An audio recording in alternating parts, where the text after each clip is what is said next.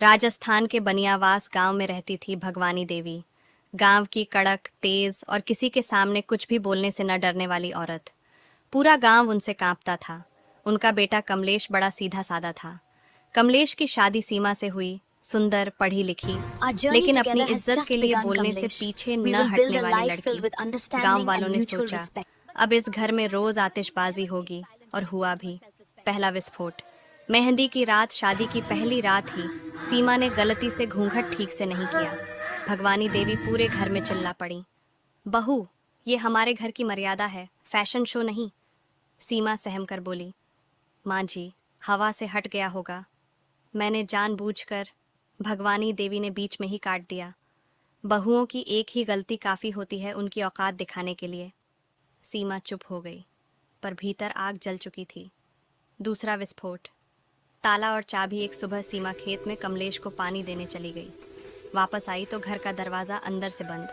भगवानी देवी ने ताला लगा दिया था। सीमा ने खिड़की से पुकारा, माँ जी, दरवाज़ा खोल दीजिए।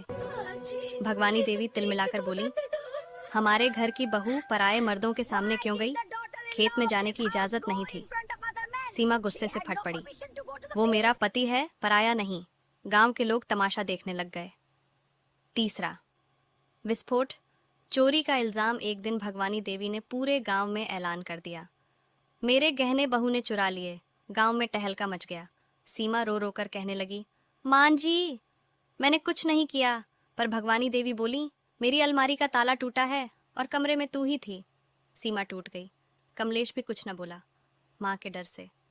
सीमा ने दर्द से कहा, मैं इस घर में साबित करना चाहती थी कि मैं अच्छी बहू हूँ, पर आप मुझे चोर समझती हैं।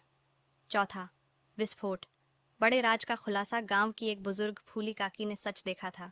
असल में गहने भगवानी देवी की छोटी ननद ले गई थी, कर्ज चुकाने के लिए। फूली काकी ने पूरे गांव के सामने कहा, अरे भगवानी, चोरी बहू ने नहीं, तेरी अपनी बहन ने की है। गांव में सन्नाटा छा गया। भगवानी देवी का चेहरा पीला पड़ गया।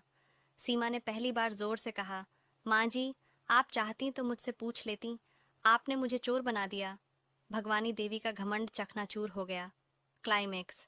आग और आंसू। उसी रात भगवानी देवी के कमरे में अचानक आग लग गई। सब लोग भागे। सीमा ने बिना सोचे समझे कमरे में छलांग लगाई और भगवानी देवी को बचा लिया। आंसू भरी आंखों से भगवानी देवी बोली, तूने मुझे बचाया, जबकि मैंने तुझ पर कितने जुल्म किए। सीमा ने सिर्फ इतना कहा, गलती आपकी थी, पर रिश्ता मेरा भी है। भगवानी देवी फूट फूट कर रो पड़ी। अंत। बदले रिश्ते। इसके बाद भगवानी देवी सीमा की सबसे बड़ी तारीफ करने लगी। गांव में हर जगह सीमा की बहादुरी की चर्चा होने लगी। कमलेश ने गलती समझकर सीमा से माफ़ी मांगी और दोनों का रिश्ता माँ बेटी जैसा बन गया। गांव की औरतें कहने लगीं, बनियावास की सास बहू की कहानी फिल्म से कम नहीं। सीख, रिश्ते लड़ाई से नहीं टूटते, लेकिन सच और हिम्मत से बच भी जाते।